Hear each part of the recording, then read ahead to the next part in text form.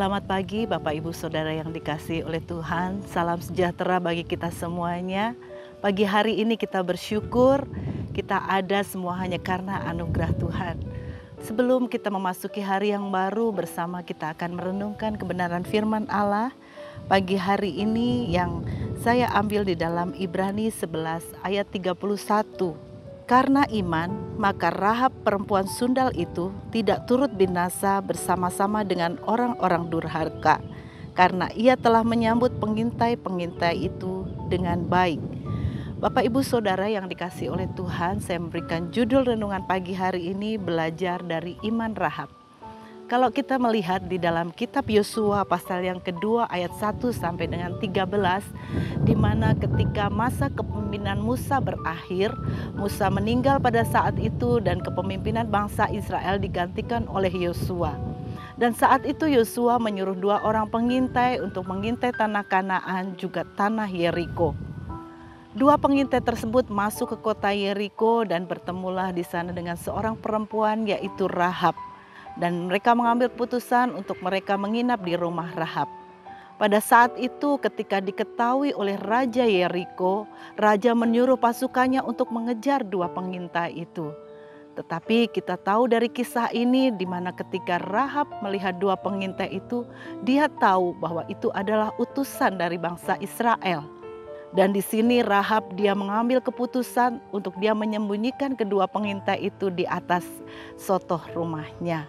Dan kita kalau melihat kisah ini ketika para pasukan mengejar bertanya kepada Rahab, dia katakan bahwa kedua pengintai itu sudah keluar. Ketika pintu gerbang akan ditutup, mereka sudah keluar dan dia tidak tahu kedua orang itu kalau itu adalah pengintai dari Israel. Di sini Bapak Ibu Saudara kita melihat di ayat yang sudah kita baca tadi dalam Ibrani 11 ayat 31. Di sini kita melihat ada tindakan Rahab sebagai tindakan iman yang luar biasa. Meskipun di sini kita melihat bahwa Rahab bukanlah keturunan dari Israel dan dia bukanlah seorang perempuan baik, tetapi dia adalah perempuan sundal dan perempuan kotor.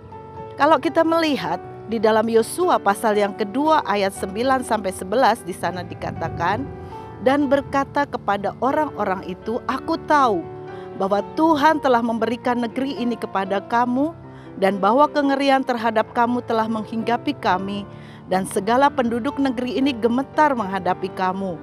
Sebab kami mendengar bahwa Tuhan telah mengeringkan laut Teberau di depan kamu ketika kamu berjalan keluar dari Mesir. Dan apa yang kamu lakukan kepada kedua raja orang Amori yang di seberang sungai Yordan itu, yakni kepada Sihon dan Og yang telah kamu tumpas. Ketika kami mendengar itu, tawarlah hati kami dan jatuhlah semangat setiap orang menghadapi kamu. Sebab Tuhan Allahmu ialah Allah di langit di atas dan di bumi di bawah. Di sini kita melihat bahwa Rahab, dia berani berkata bahwa ia tahu, ia mendengar, bahkan dia percaya kepada Allahnya bangsa Israel. Bapak Ibu Saudara yang dikasihi oleh Tuhan, dari sini kita melihat yang pertama, yaitu Rahab mampu menemukan Tuhan di balik peristiwa yang Tuhan nyatakan kepada bangsa Israel.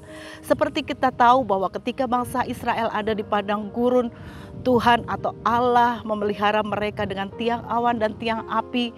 Bahkan Tuhan memelihara dengan memberikan burung puyuh untuk menjadi makanan bangsa Israel. Dan sampai terakhir Tuhan dapat membelah laut Teberau. Di sini ternyata Rahab boleh mendengar kisah itu dan dia percaya akan Allahnya bangsa Israel. Di sini kita melihat bahwa Rahab dia punya iman juga yang teguh di dalam Tuhan. Bapak Ibu Saudara yang dikasihi oleh Tuhan, ketika hidup dengan iman adalah kita selalu berusaha hidup dengan mata rohani untuk kita selalu menemukan Tuhan di setiap situasi atau keadaan yang Tuhan izinkan terjadi dalam hidup kita.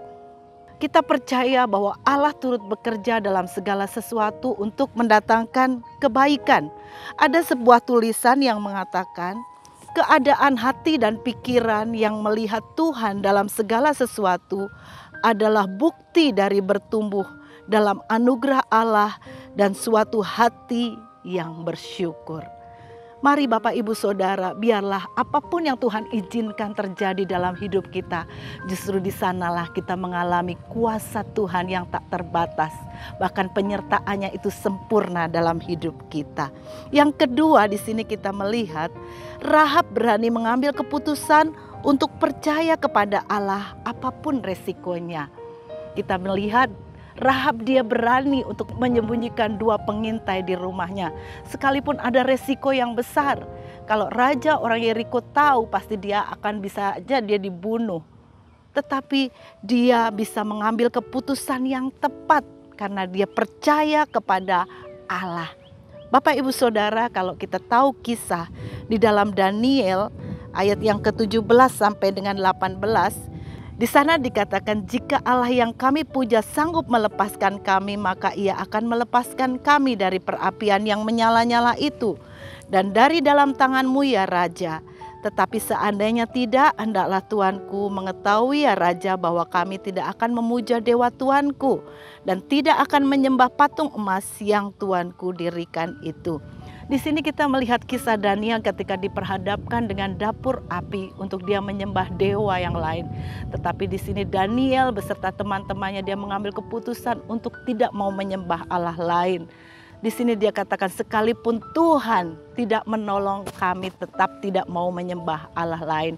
Di sini Daniel dia percaya, dia mau mengambil keputusan yang tepat untuk dia tetap percaya kepada Allahnya. Sekalipun ada resiko yang harus mereka hadapi. Tetapi disinilah kita melihat bahwa Tuhan campur tangan atas kehidupan Daniel. Dan Daniel diselamatkan oleh Tuhan. Bapak Ibu Saudara, hidup dengan iman adalah hidup yang selalu berani mengambil keputusan untuk tetap yakin dan percaya kepada Tuhan meskipun tidak nyaman dan apapun resikonya. Keberanian kita dalam mengambil keputusan untuk tetap kita percaya kepada Allah apapun resikonya akan membuat kita mendapat pengalaman baru bersama dengan Tuhan. Oleh sebab itu mari Bapak Ibu Saudara, biarlah kita tetap hidup dalam iman di dalam Yesus. Karena kita percaya hari lepas sehari Tuhan akan selalu campur tangan dan pertolongannya, penyertaannya akan selalu nyata di dalam kehidupan kita. Puji Tuhan Bapak Ibu Saudara, melalui kisah ini kita melihat melalui iman Rahab dan seluruh isi keluarganya diselamatkan oleh Tuhan. Karena apa? Karena iman yang dimiliki oleh Rahab.